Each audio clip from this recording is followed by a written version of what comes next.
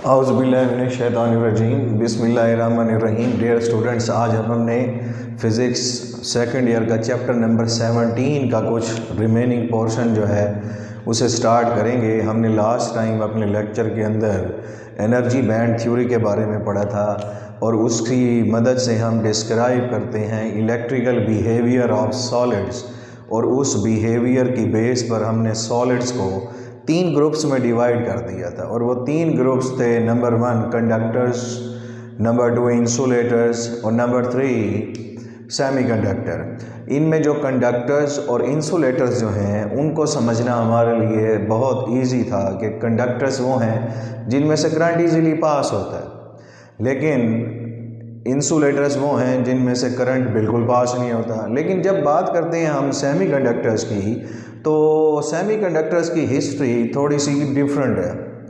उसकी सबसे पहले तो ये कि हम कहते हैं कि semiconductor is a intermediate state between conductors and semiconductors, या आप ये बोल सकते हो कि it is a 50% conductor and 50% insulator. जैसा कि मैंने यहाँ लिखा है, according to energy band theory it has conductivity lies between 50% range of conductor and 50% range of insulator, इसलिए हम इसको इंटरमीडिएट स्टेट कहा।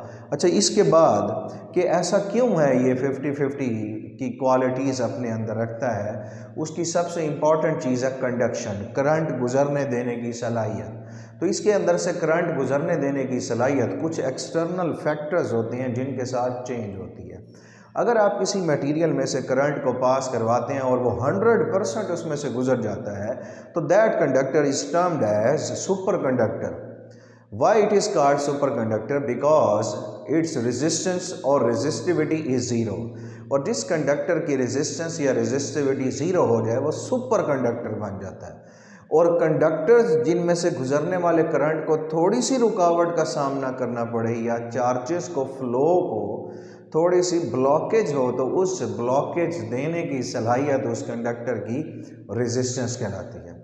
तो इसका मतलब ये है कि अगर ये 50% कंडक्टर होगा तो 50% इसमें रोकने की सलाहियत होगी, और जब ये 50% इंसुलेटर होगा तो इसमें से 50% गुजरने देने की सलाहियत होगी। तो इसलिए हम अगर इसके बिहेवियर को स्टडी करें तो it has an anomalous behaviour.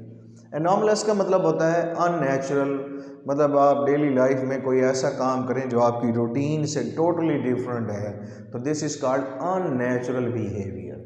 और अब कंडक्टर्स जो होते हैं उनके अंदर रेजिस्टेंस होती है। Resistance is opposition to the flow of electrons, और करंट भी कह सकते हो आप। तो resistance is directly proportional to temperature for conductors.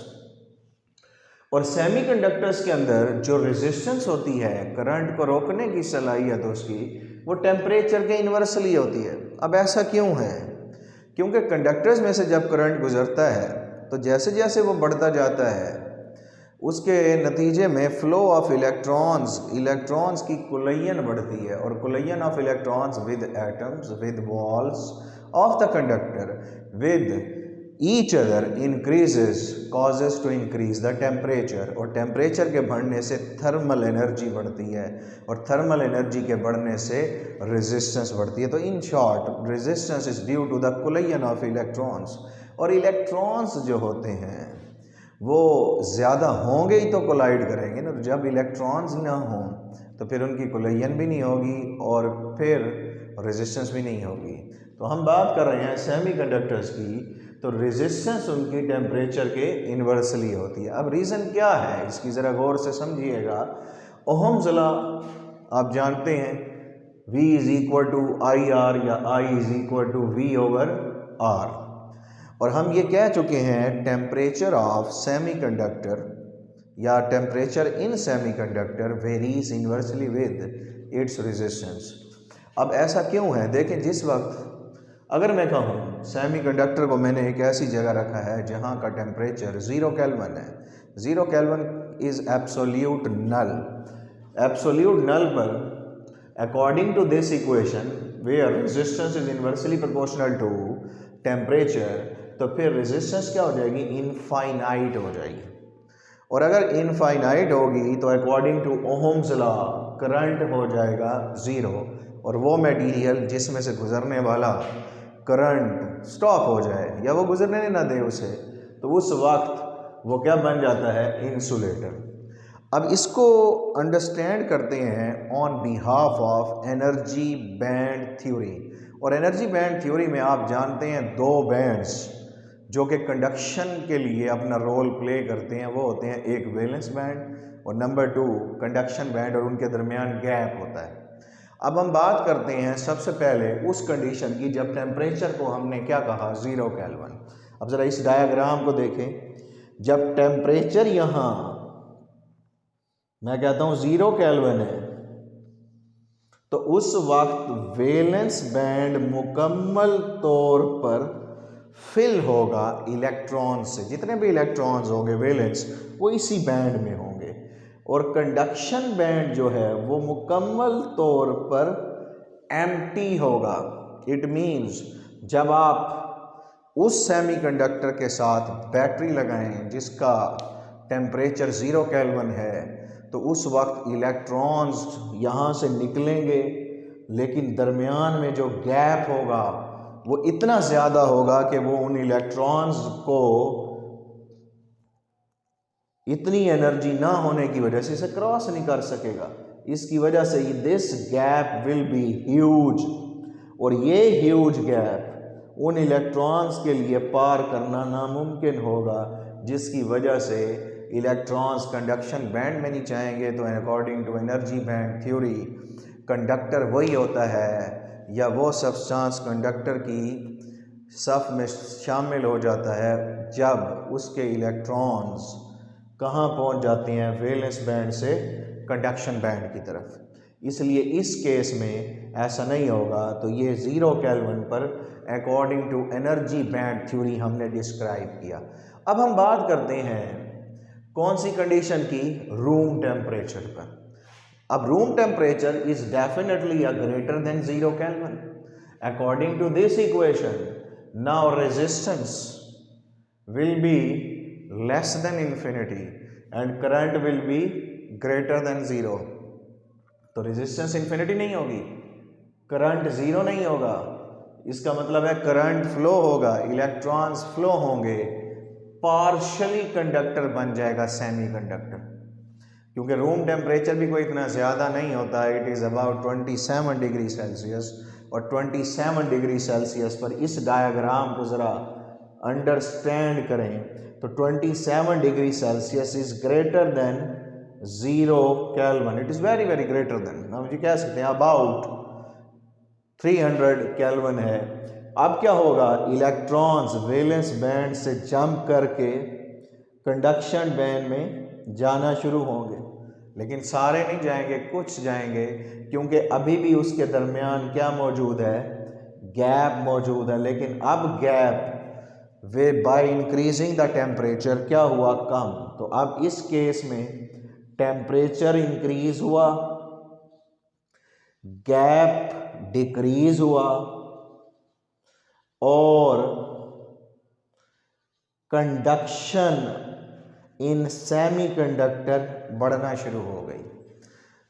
और अगर आप टेम्परेचर बढ़ाते जाएं एक ऐसी कंडीशन आएगी कि सारे के सारे इलेक्ट्रॉन्स वैलेंस से कंडक्शन की तरफ जंप कर जाएंगे। तो अब यहाँ से हमें एक बात पता चली कि टेम्परेचर के बढ़ने से more and more electrons will flow from valence band towards conduction band. और इस तरह से वो सेमीकंडक्टर पहले शुरू में पार्शली कंडक्टर बनेगा, फिर टेम्परेचर बढ़ने बढ़ते फिर वो अच्छे कंडक्टर की सफ़ में शामिल हो जाएगा। तो अब रूम टेम्परेचर पर हुआ क्या, electron start jumping over gap towards conduction band leaving behind a vacancy. अब एक और चीज़ आ गई कि जिस वक्त टेम्परेचर बढ़ा, फ़र्ज़ करें एक इलेक्ट्रॉन वैलेंस बैंड से कंडक्शन की तरफ चला गया, तो जब एक इलेक्ट्रॉन वैलेंस से कंडक्शन की तरफ जाएगा तो इलेक्ट्रॉन नेगेटिव चार्ज रखता है, और जब वो वहाँ से जाएगा तो चार्ज ख़त्म नहीं होगा। According to law of conservation of charge can neither be created nor be destroyed, it can be transformed। तो जब वैलेंस बैंड से इलेक्ट्रॉन जाएगा तो वो उसका अपोजिट चार्ज इधर आ जाएगा, और वो अपोजिट चार्ज इस सेमीकंडक्टर के अंदर कहलाता क्या है? This is called a hole, and hole is in electronics is termed as a vacancy of electron. Electron का घर है, उसके रहने की जगह है, जब वो निकल जाएगा तो उसके रहने की जगह खाली हो जाएगी, और according to conservation of charge negative charge निकलेगा तो उतना ही पॉजिटिव चार्ज आ जाएगा, और वो खाली जगह जो इलेक्ट्रॉन ने वैलेंस शेल या वैलेंस बैंड से निकल के छोड़ी उसे हमने क्या नाम दिया? पॉजिटिवली चार्ज, या फिर होल का नाम दिया। Then hole is called vacancy और मिसिंग इलेक्ट्रॉन, और इस जगह हमेशा इलेक्ट्रॉन की ज़रूरत रहती है।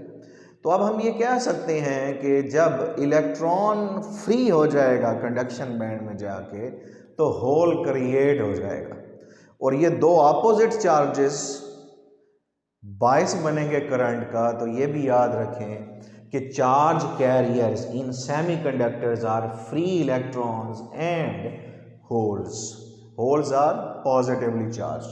और उसके बाद ये याद रखें जो कंडक्टिविटी होती है जिसे सिग्मा से रिप्रेजेंट करते हैं, it is reciprocal of resistivity, rho है।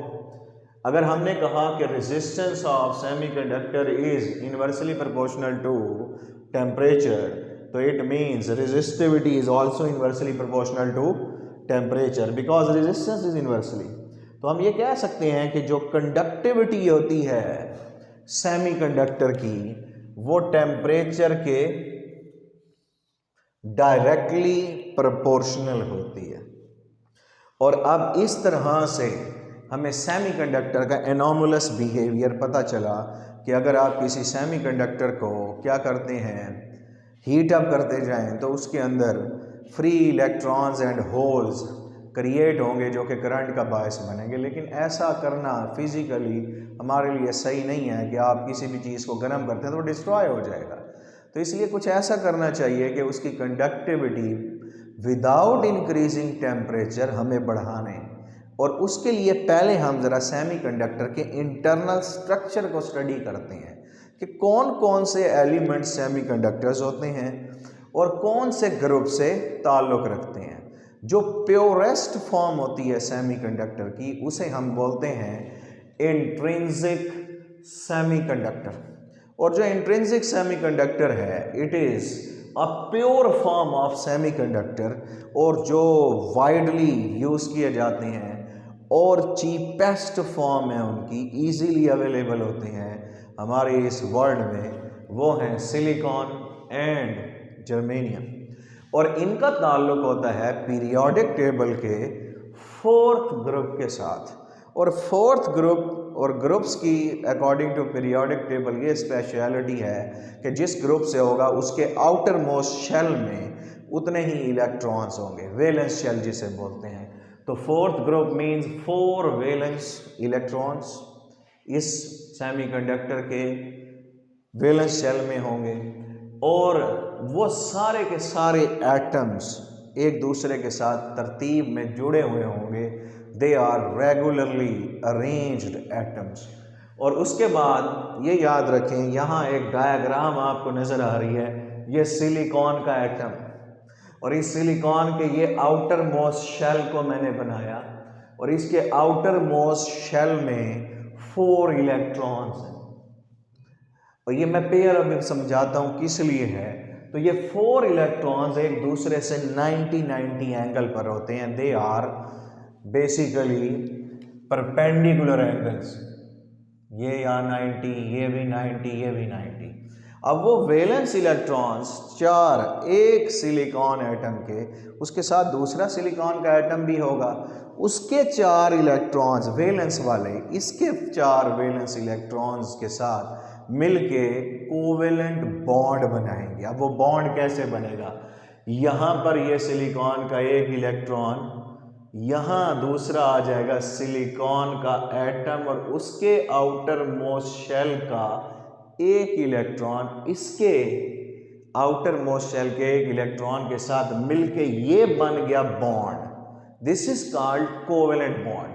अब जैसे इधर हुआ है वैसे ही इधर होगा, तो यहां सिलिकॉन का, इस जैसे सिलिकॉन का नेबर आएगा और वो अपना एक इलेक्ट्रॉन इसके साथ शेयर करके बनाएगा कोवेलेंट बॉन्ड। इसी तरह यहां तीसरा इलेक्ट्रॉन यहां से आने वाले सिलिकॉन के तीसरे इलेक्ट्रॉन के साथ मिलके बनाएगा बॉन्ड, और यहां से फिर चौथा इलेक्ट्रॉन इस ओरिजिनल जो हमने डायग्राम में बनाया सिलिकॉन का, साथ पड़े हुए सिलिकॉन के एक और फोर्थ वाले इलेक्ट्रॉन के साथ शेयर करेगा इलेक्ट्रॉन, और टोटल बन गए 4 कोवेलेंट बॉन्ड्स। तो यही बात हमने कही कि they are actually making covalent bonds with neighbours, तो टोटल बन गए 4 कोवेलेंट बॉन्ड्स। और ये याद रखें single bond consist of pair of electrons. तो अब टोटल कितने बॉन्ड्स बने हैं? 4 90 एंगल पर, और उसके अंदर 8 वैलेंस इलेक्ट्रॉन्स, और ये सारे के सारे इलेक्ट्रॉन्स एक दूसरे के साथ टाइटली बॉन्डेड होते हैं। ये याद रखिएगा, all of the electrons in valence shell shared with another atom to form bonds, such bonds are tightly bonded। ये tightly bounded electrons है, सॉरी बाउंड्स लिखें तो tightly bounded होते हैं इलेक्ट्रॉन्स, और वो tightly bonded इलेक्ट्रॉन्स जब उस मटेरियल में होंगे तो इसके अंदर लेस फ्री इलेक्ट्रॉन्स होंगे, और जब लेस फ्री इलेक्ट्रॉन्स होंगे तो इस तरह के सेमीकंडक्टर के अंदर लेस कंडक्टिविटी होगी, मतलब इसमें से करंट कम से कम गुजरेगा। और अब आप चाहते हैं कि इसकी कंडक्शन बढ़ाएं, और कंडक्शन बढ़ाने के लिए हमें फ्री इलेक्ट्रॉन्स को बढ़ाना पड़ेगा, और फ्री इलेक्ट्रॉन्स तो बॉन्ड्स के अंदर दूसरे बॉन्ड्स के साथ जुड़ चुके हैं, तो उसके लिए फ्री करने के लिए उन्हें तोड़ना पड़ेगा, और वो तोड़ेगा टेम्परेचर, और टेम्परेचर के बढ़ने से कोवेलेंट बॉन्ड्स अगर टूटते हैं तो फिर फ्री इलेक्ट्रॉन्स बढ़ेंगे और करंट भी बढ़ेगा। तो इसलिए वो प्रोसेस जिसके तहत आप कोवेलेंट बॉन्ड्स को तोड़ के फ्री इलेक्ट्रॉन्स बढ़ाते हैं, this process is called thermal agitation. लेकिन ऐसा करना हमारे लिए काफ़ी नुकसानदेह हो सकता है कि वो सेमीकंडक्टर अपनी सलाहियत ही खो दे, सारे इलेक्ट्रॉन्स बॉन्ड्स टूट जाएं। तो thermal agitation is actually a process of breaking bonds to create free electrons and holes। लेकिन ये चीज़ हमारे लिए रिलायबल नहीं है, तो हम कुछ ऐसा करेंगे कि जो प्योर सेमीकंडक्टर है उसे कंडक्शन का बायस बनने के लिए फ्री इलेक्ट्रॉन्स चाहिए। तो टेम्परेचर बढ़ाए बगैर ऐसा क्या करें कि कोवेलेंट बॉन्ड्स टूटे बगैर उसमें चार्ज कैरियर्स की तादाद बढ़े। तो एक प्रोसेस होता है जिसे हम बोलते हैं डोपिंग। तो doping is actually a process in pure semiconductor to enhance its induction. अब वो कंडक्शन तो वो प्रोसेस जिसके तहत आप सेमीकंडक्टर की कंडक्शन को बढ़ा सकते हैं और उसे बोलते हैं हम डोपिंग। और doping is actually a impurity